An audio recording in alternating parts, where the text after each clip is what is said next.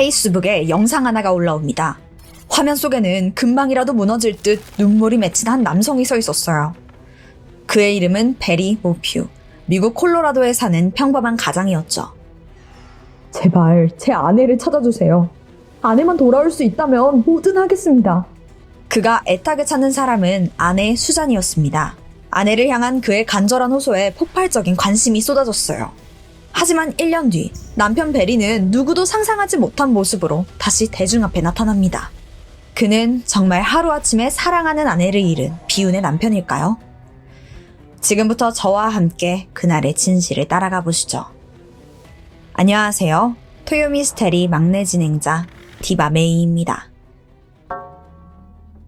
2020년 5월 10일 새벽 5시, 모두가 잠든 고요한 시각이었죠. 남편 베리는 조용히 출근 준비를 시작합니다. 그날따라 유독 바빴어요. 그는 조경 사업체를 운영하고 있었는데 오늘 무려 240km나 떨어진 현장으로 출장을 가야 됐거든요. 대충 짐을 챙긴 베리는 아내에게 인사를 하러 침실로 향합니다. 당시 아내 수잔은 침대에서 깊은 잠에 빠져 있었어요. 베리는 혼이 자는 모습을 보다가 결국 고민 끝에 깨우지 못한 채 조용히 집을 나섭니다. 이게 베리가 주장하는 아내의 마지막 모습이죠. 몇 시간 뒤 현장에 도착한 베리는 근처 호텔에 체크인을 하고 본격적인 작업에 나섭니다. 그렇게 한창 일에 몰두하던 오후, 정적을 깨는 전화 한 통이 걸려와요. 큰딸 메이 씨였어요. 당시 메이 씨는 동생 멜러리와 함께 캠핑을 마치고 집으로 돌아오는 길이었습니다. 그리고 그날은 어머니의 날이었어요. 한국의 어버이날처럼 아이들이 꽃이나 카드를 준비해서 사랑을 전하는 아주 특별한 날이죠. 두 딸 역시 설레는 마음으로 엄마에게 문자를 보냈습니다. 엄마, 사랑해요. 하지만 뭔가 이상해요. 평소라면 1분도 안 돼서 막 하트 섞인 답장을 보냈을 엄마가 유독 그날따라 묵묵부답이었던 겁니다. 뭐지? 바쁜가? 수차례 전화도 걸어봤지만 응답은 없었죠. 결국 답답한 마음에 아빠 베리에게 전화를 걸었던 겁니다. 딸들의 이야기를 들은 베리 역시 당혹감을 감추지 못해요. 아니, 분명히 오늘 아침까지만 해도 문제가 없었거든요? 그때 베리의 머릿속에 전날 아내가 했던 말이 번개처럼 스쳐가요. 내일은 하루 종일 자전거 타려고. 저쪽 길에 꽃이 펴서 얼마나 예쁜지 몰라. 아, 베리는 아내가 핸드폰을 둔 채 자전거를 타러 갔을 거라고 확신해요. 곧바로 이웃에게 전화를 걸어서 집 앞에 아내 자전거가 있는지 확인해달라고 부탁하죠. 그의 예상대로 자전거는 보이지 않았습니다. 베리는 딸들에겐 엄마가 자전거 타러 간 것 같다 상황을 전한 뒤에 마저 일을 하러 갑니다. 하지만 점점 상황이 불길하게 흘러가요. 오후 늦도록 아내의 행방이 계속해서 묘연한 거예요. 심각성을 깨달은 베리는 급히 경찰에 신고합니다. 신고를 받은 경찰은 즉시 수색에 착수했습니다. 수잔이 평소 즐겨 쳤던 자전거 경로는 마을 외곽에 아름다운 풍경을 끼고 있었어요. 하지만 동시에 가파른 협곡을 끼고 달리는 위험한 구간이 포함되어 있었습니다. 만에 하나 수잔이 사고를 당했다면 최악의 상황이 벌어질 수도 있죠. 이웃들까지 모두 나서서 마을 일대의 산악지대를 샅샅이 뒤지기 시작합니다. 그런데 그때 수색대 쪽에서 다급한 외침이 들려와요. 여기 자전거 떨어져 있습니다. 집에서 약 2km 정도 떨어진 깊은 협곡 아래 수잔의 자전거가 발견돼요. 하지만 현장을 확인한 경찰의 표정은 곧바로 굳어버립니다. 뭔가 좀 이상했거든요. 보통 자전거를 타다가 협곡으로 굴러 떨어졌다면 자전거 옆에는 수잔이 함께 있어야 합니다. 하지만 그 주변 어디에도 수잔의 모습은 보이지 않아요. 현장에는 단 한 방울의 피자국조차 없더라고요. 아니, 그럼 수잔은 어디 있는 거죠? 자전거랑 같이 떨어진 거 아니에요? 경찰의 머릿속에 누군가 고의로 자전거를 던져 사고로 위장하려 한 건 아닐까 하는 불길한 예감이 스칩니다. 이 의심을 뒷받침하는 결정적인 단서가 수잔의 차에서 발견돼요. 그녀가 평소 자전거를 탈 때 목숨처럼 챙겼다던 선글라스와 백팩이 차 안에 고스란히 남아있더라고요. 하필 실종된 그날에만 평소 습관을 모두 어기고 빈몸으로 나갔다? 이게 우연이라기엔 너무 인위적인 냄새가 났던 겁니다. 물론 그날 단순히 깜빡했을 가능성도 완전히 배제할 순 없어요. 하지만 경찰은 이미 이 사건을 누군가 개입된 범죄로 규정하고 판을 짜기 시작했죠. 그렇게 수사가 본격적인 궤도에 오르던 그때 한 남자가 경찰서 문을 거칠게 열고 들어옵니다. 바로 수잔의 친오빠 앤디였어요. 그는 경찰서에 들어서자마자 막 분노를 쏟아냅니다.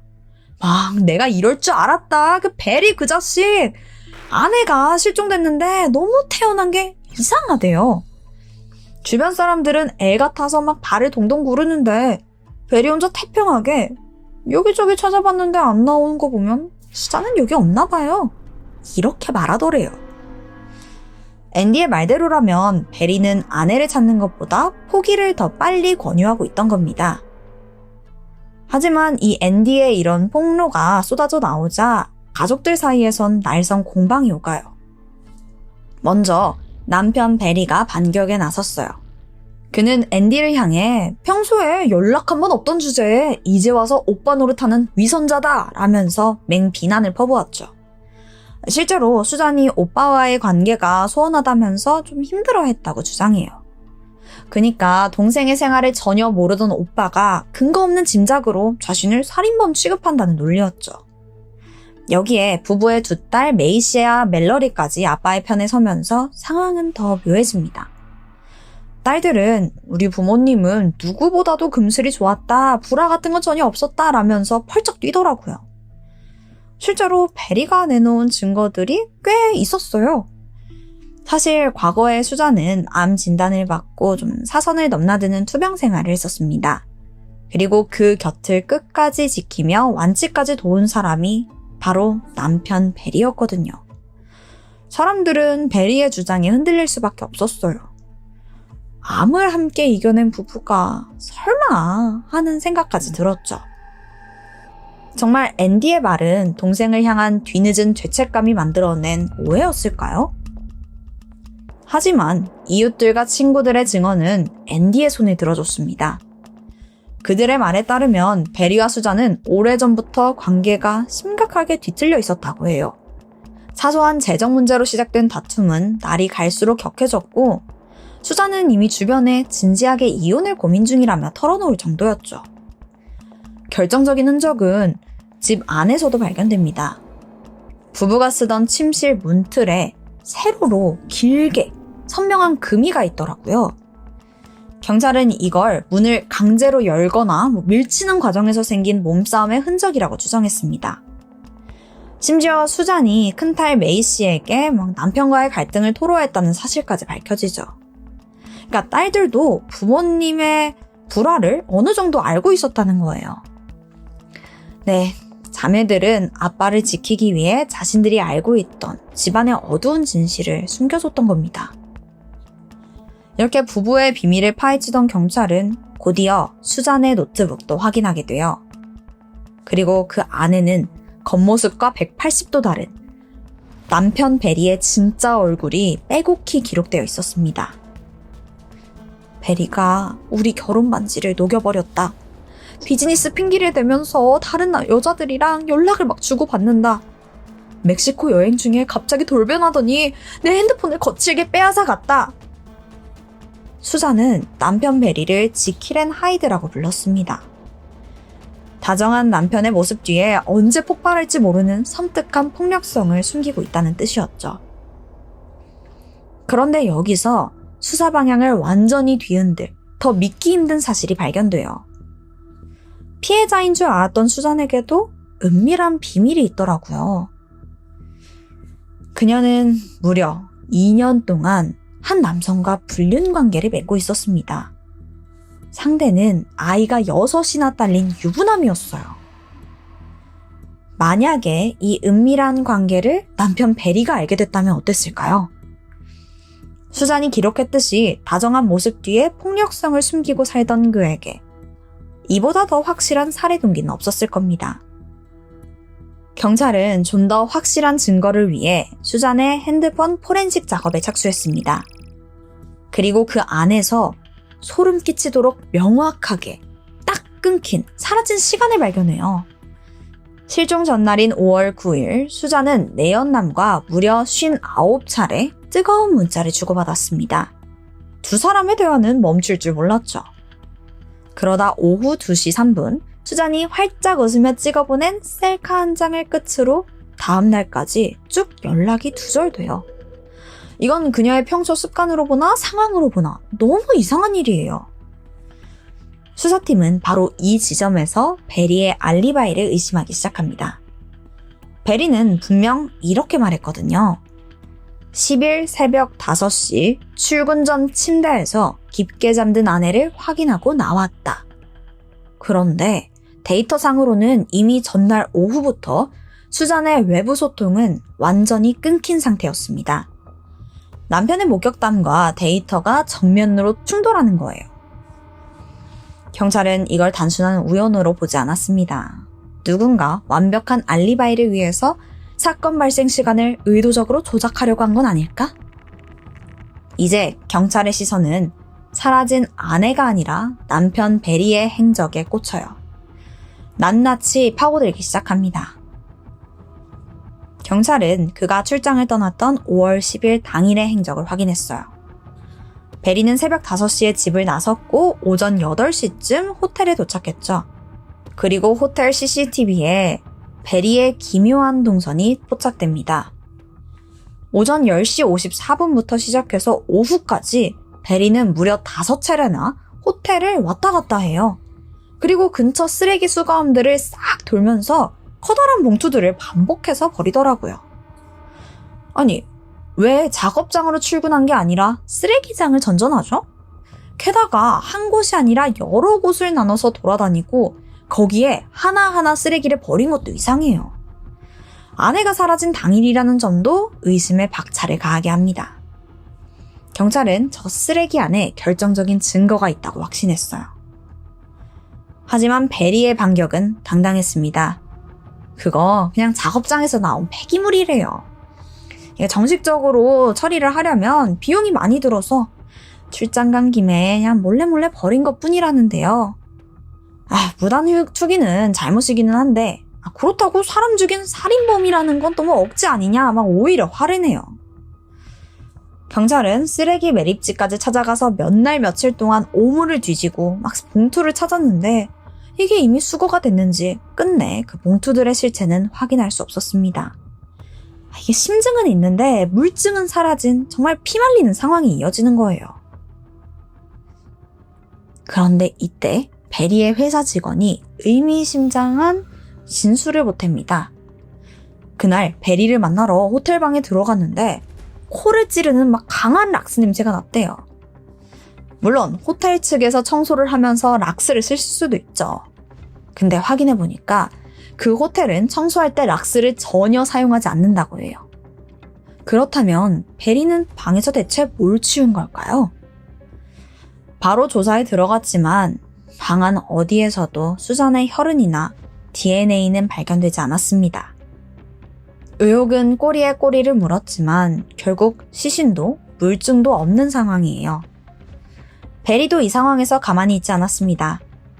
그는 페이스북을 통해서 경찰이 죄 없는 사람을 사지로 몰아놓고 있다며 강력하게 호소해요. 나는 아내를 찾기 위해서 모든 걸 바쳤어요. 근데 경찰은 아무 증거 없이 나를 살인자로 낙인 찍고 있습니다. 이 호소는 대중들의 마음을 움직였습니다. 여론은 점차 경찰이 무리한 수사를 진행하는 거 아니냐면서 수사팀을 비난하기 시작했죠.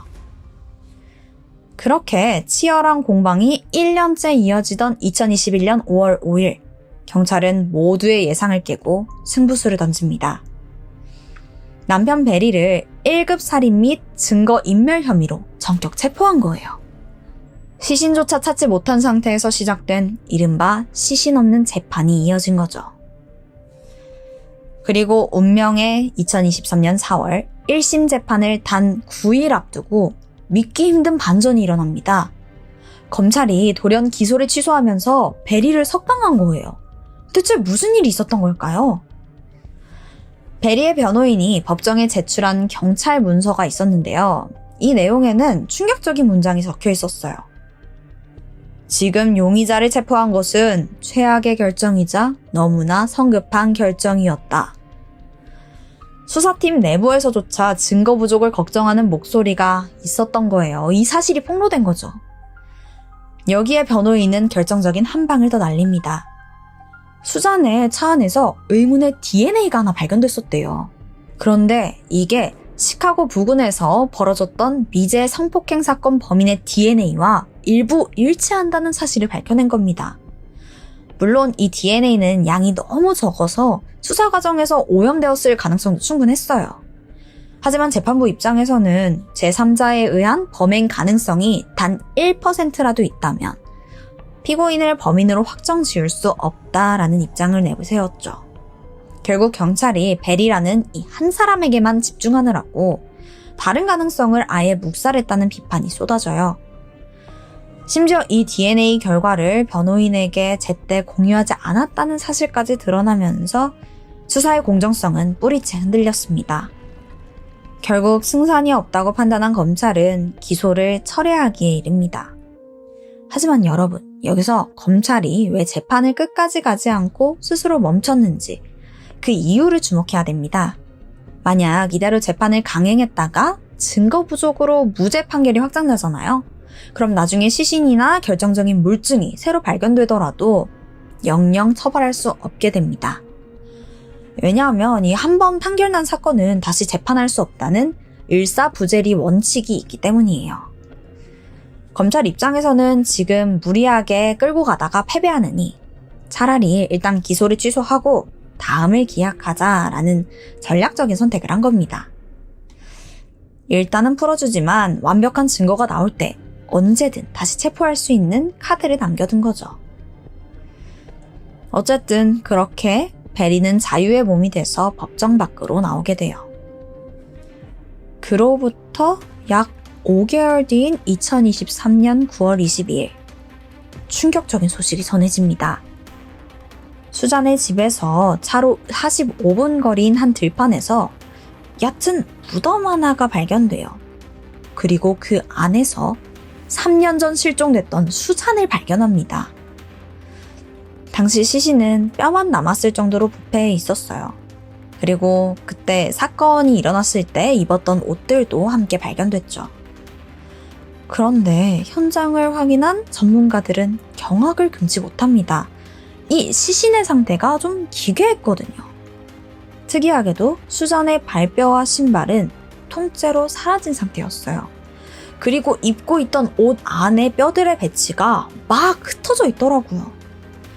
마치 누군가 시신을 옮기다가 옷 안에다가 그 유골을 막 쑤셔 넣은 그런 느낌이었습니다. 전문가는 범인이 지난 3년 동안 시신을 최소 2번 이상 옮겼다고 확신합니다. 그러니까 수잔이 발견되기 전까지 이 범인이 그녀의 곁을 맴돌면서 시신을 관리하고 감시하고 있었다는 거죠. 이거 너무 소름 돋지 않나요? 수잔의 유골은 즉각 정밀부검에 들어갔습니다. 그리고 3년 전에는 알 수 없었던, 아니 시신이 없어서 밝힐 수 없었던 소름 끼치는 진실이 드러나요. 그녀의 유골에서 BAM이라는 강력한 혼합 약물이 검출된 겁니다. 이건 부트로파놀, 아자페론, 메데토미딘 이 세 가지가 섞인 마취제인데 수백 킬로그램의 대형 야생동물을 단숨에 제압할 정도로 굉장히 강력해요. 사람이 맞으면 치명적이라서 마약 단속국이 엄격하게 규제하는 물질이죠. 그런데 이 약물을 추적하던 경찰은 놀라운 사실을 발견합니다. 2017년부터 수잔이 실종된 2020년까지 이 마을 일대에서 BAM을 합법적으로 소유했던 사람은 단 한 사람이었습니다. 바로 남편 베리였어요. 사실 경찰은 이미 3년 전 집안 총기 보관함에서 마취총과 주사기 캡을 발견했었습니다. 심지어 세탁실 건조기에 있던 베리의 반바지 주머니 안에서는 방금 사용한 듯한 주사바늘까지 나왔었죠. 경찰은 베리가 범행 직후 반바지를 급하게 세탁기에 돌렸고 이 과정에서 미처 빼지 못한 주사바늘이 건조기에까지 흘러들어간 거다라고 추측했어요. 모든 퍼즐이 이제야 하나로 맞춰주는 듯 했습니다. 자, 이 상황을 한번 정리해볼까요? 사망한 아내의 몸에선 치사량의 마취제가 검출됐고 그 마취제는 이 지역에서 오직 남편 베리만 가지고 있었어요. 집안 세탁실에선 사용한 흔적이 남은 주사바늘이 발견됐고요. 모든 화살이 다시 베리를 향해 쏟아지기 시작합니다. 하지만 베리는 이번에도 펄쩍 뛰면서 반격에 나서요.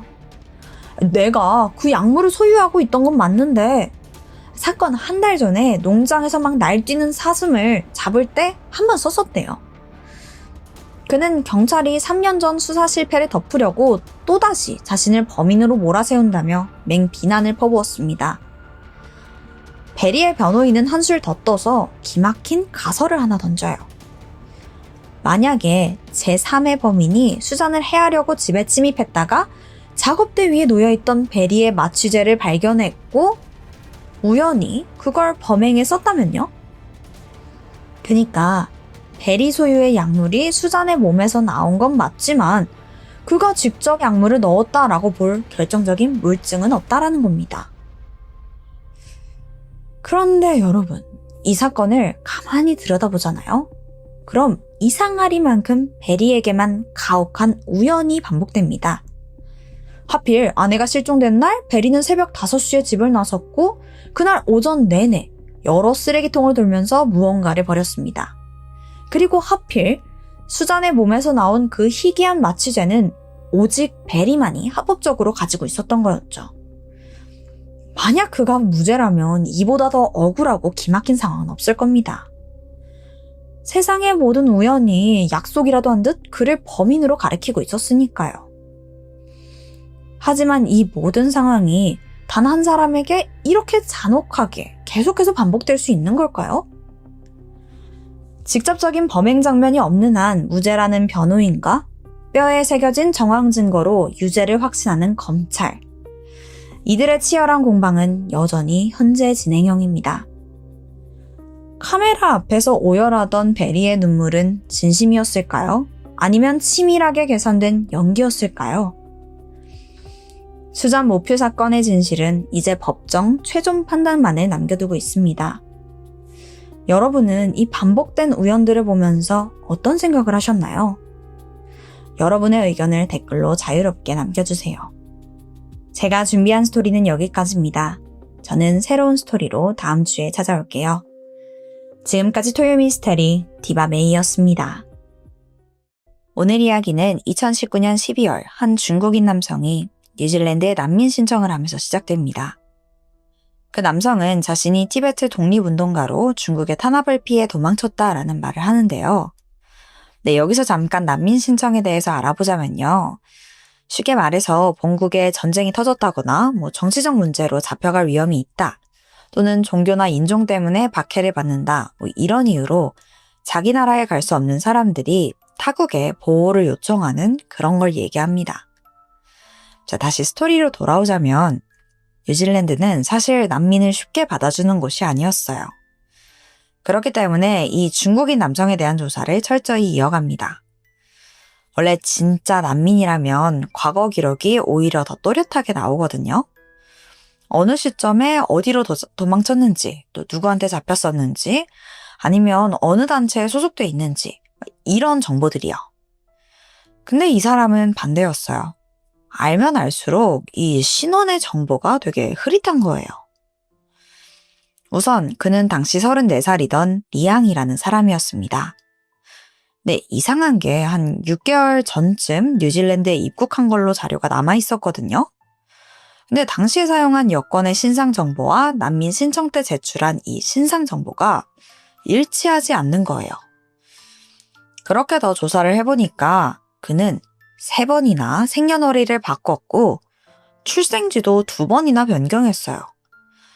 결정적으로 티베트 독립운동가다라더니 티베트어를 한마디도 못하더라고요. 뉴질랜드 이민국은 이 모든 상황을 종합해서 리앙이 단순한 망명 신청자가 아니라 자신의 정체를 숨기려는 사람이다라고 판단합니다. 그리고 조사 범위를 넓혔죠.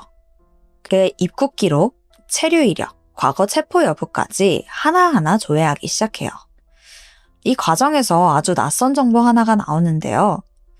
그의 이름이 오래전 캐나다의 기록 속에서 발견된 겁니다. 근데 이게 평범한 내용이 아니에요. 비자나 학교, 취업 서류 이런 게 아니라 경찰 수사 자료에서 나왔습니다. 심지어 제목은 과실치사더라고요. 대체 이 사람 정체가 뭘까요? 여기서 잠깐 리앙의 실체를 밝혀내기 전에 먼저 알아야 할 사람이 있습니다. 바로 자오웨이라는 인물인데 그녀는 캐나다에서 영어를 배우던 중국인 유학생이었어요. 자오웨이는 모든 새로운 도전을 좋아하는 활발한 학생이었습니다. 밝은 성격 덕에 주변에 언제나 친구들이 많았었죠. 그 중에서도 가장 친한 단짝이 있었는데 그건 바로 남자친구 리앙이었습니다. 두 사람은 공부할 때나 놀 때나 항상 꼭 붙어 있었어요. 아주 다정한 커플로 유명했고요. 리앙과 자오웨이는 동거까지 시작하면서 더더욱 가까워지는 듯해 보였습니다. 하지만 이 커플에게는 남모를 속사정이 하나 있었어요. 알고 보니까 리앙은 자오웨이를 그냥 사랑한다 이 수준이 아니라 조금 통제하려는 듯 집착이 심했다고 해요. 근데 이게 우리가 말하는 질투 같은 그런 가벼운 느낌이 아니더라고요. 그녀가 누구를 만났는지, 학교가 끝나고 어디에 들르는지, 집에 언제 들어오는지 막 전부 실시간으로 알고 싶어 했죠.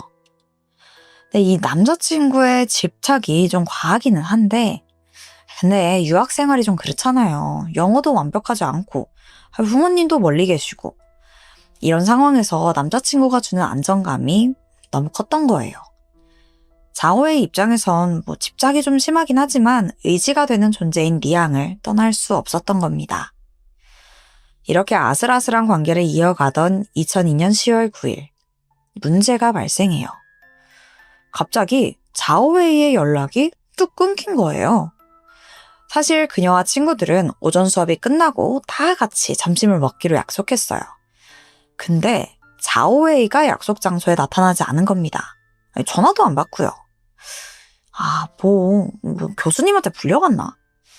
친구들은 우선 자오웨이 없이 점심을 먹으러 가죠. 사실 이때까지만 해도 대수롭지 않게 생각했다고 해요. 그런데 하루 이틀 사흘이 지나도록 통화도 안 되고 자오웨이가 아예 학교도 오지 않는 거예요. 결국 연락이 두절된 지 4일 만에 그녀의 실종 신고가 접수됩니다. 경찰은 일단 가장 가까운 사람인 동거하던 남자친구 리앙을 찾아갔어요. 이때 그는 담담하게 말했습니다. 여친하고 싸웠는데 집 나가더라고요. 그 뒤로 저도 연락받은 적 없어요. 어디를 간 건지 자기도 모르겠대요. 네, 그럴 수는 있죠. 근데 그의 반응이 너무 이상해요. 아무리 싸우고 집을 나갔다지만 여자친구가 사라진 건데 너무 차분한 느낌? 이 걱정하는 기색이 하나도 없더라고요. 그를 의심하는 데에는 자오웨이의 친구들의 증언도 한몫하게 되는데요. 자오웨이가 실종되고 바로 다음 날부터 리앙은 여자친구가 집 나갔고 사라진 것 같다 이렇게 이야기했다고 해요. 근데 이게 이상한 게 이때까지만 해도 다들 실종이 아니라 좀 바쁜 일이 있나? 요 정도로 생각했을 때거든요.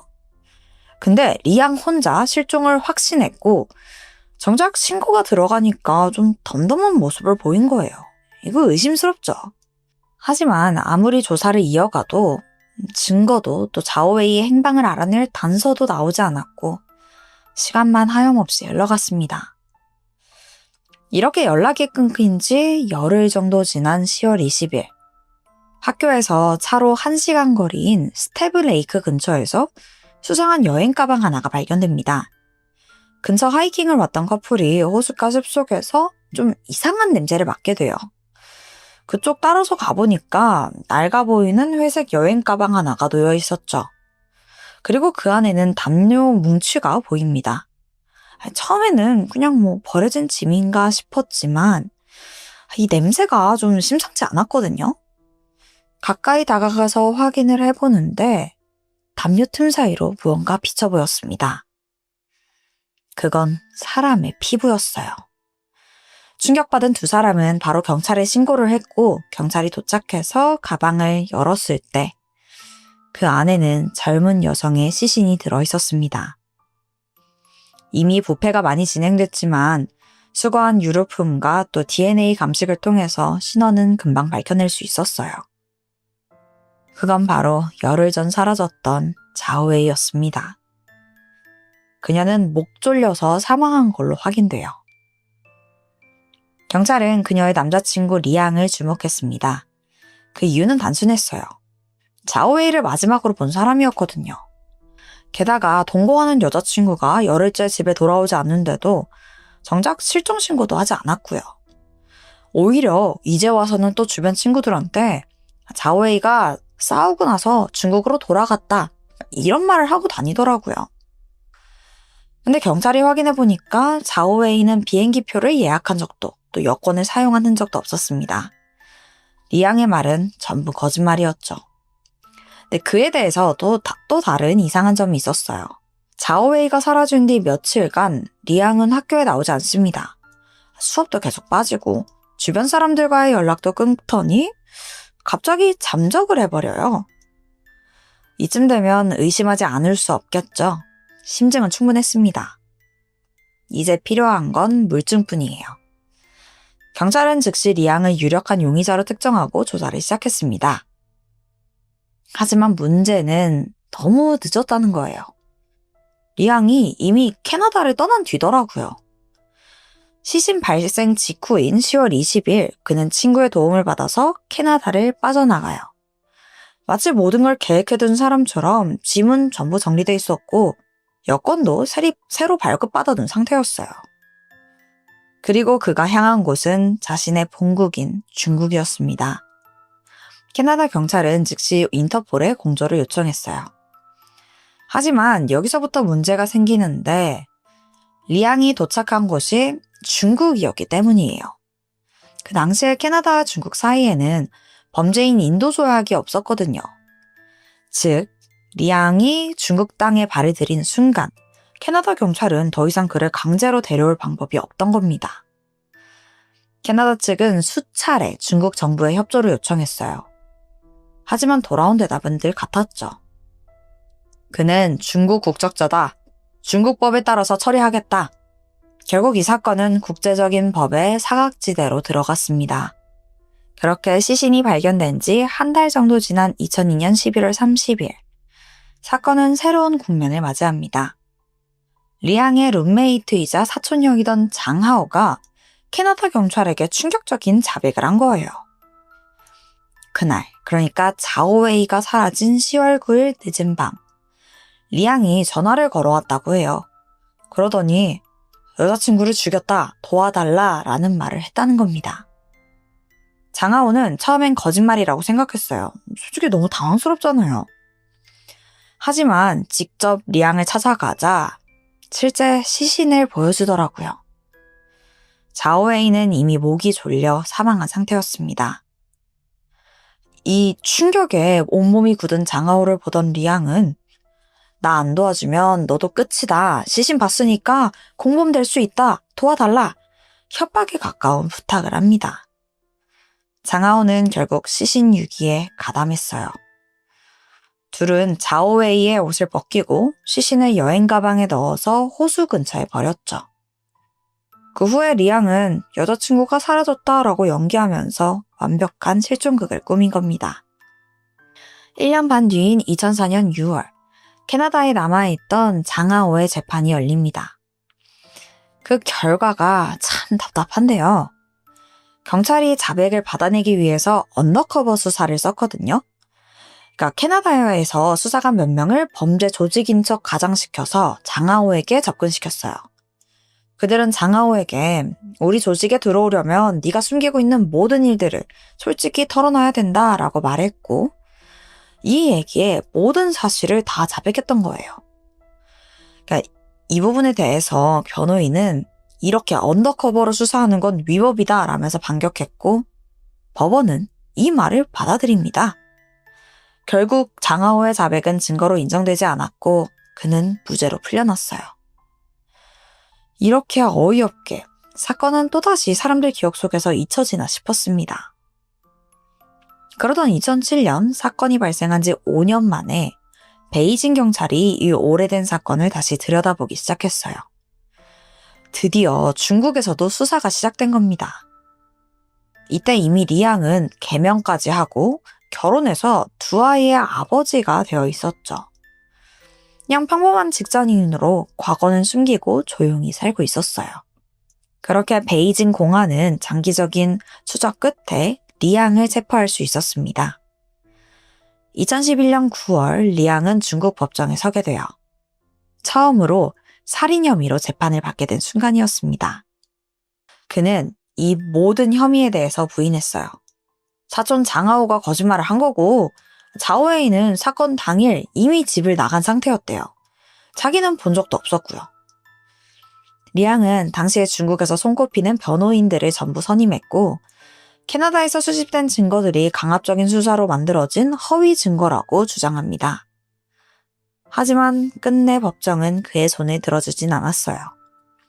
리양에게 무기징역과 유가족에게 113만 위안, 그러니까 하나로 2억 원 정도를 배상하라 라는 판결이 내려집니다. 드디어 정의가 이긴 것 같았어요. 이 소식을 듣고 자오웨이의 유가족들은 서로 부둥켜 안고 눈물을 흘렸죠. 하지만 이 기쁨은 오래가지 않았습니다. 리양의 가족이 곧바로 항소를 제기했거든요. 같은 해 12월 항소심이 열리자 리양은 돌연 태도를 바꿉니다. 막 울먹이면서 자백을 하는데 이 내용이 기가 차요.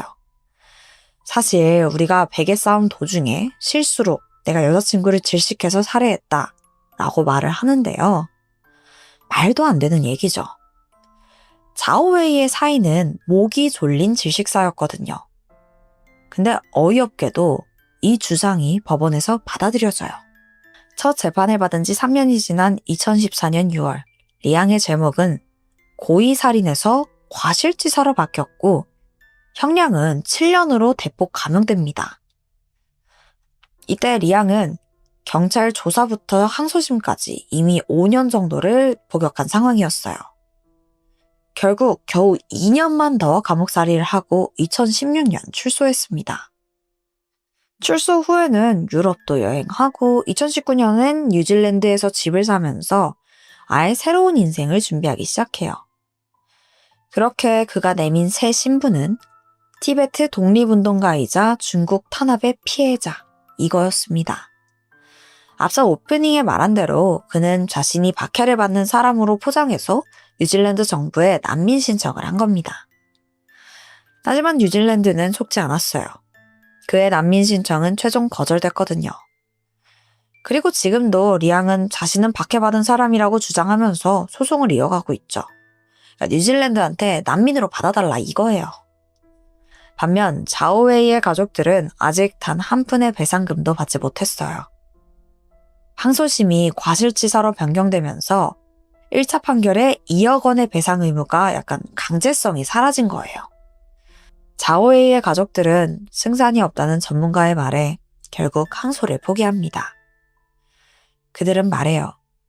우리가 원한 건 그깟 돈이 아니라 그저 진심 어린 사과 그 한마디였다라고요. 오늘 사건 정말 징하죠. 이렇게나 쉽게 법망을 잘 피해 다녔으면서 대체 왜 뉴질랜드로 망명까지 하려고 한 걸까요? 리양은 죗값을 물지 않은 것만, 이것만으로는 모자라서 아예 과거를 지우고 싶었던 걸까요? 도무지 이해가 안 되는 범인이었습니다. 언젠가 꼭 진실이 밝혀져서 죗값을 치르길 바래요. 지금까지 토요미스테리 디바베이였습니다.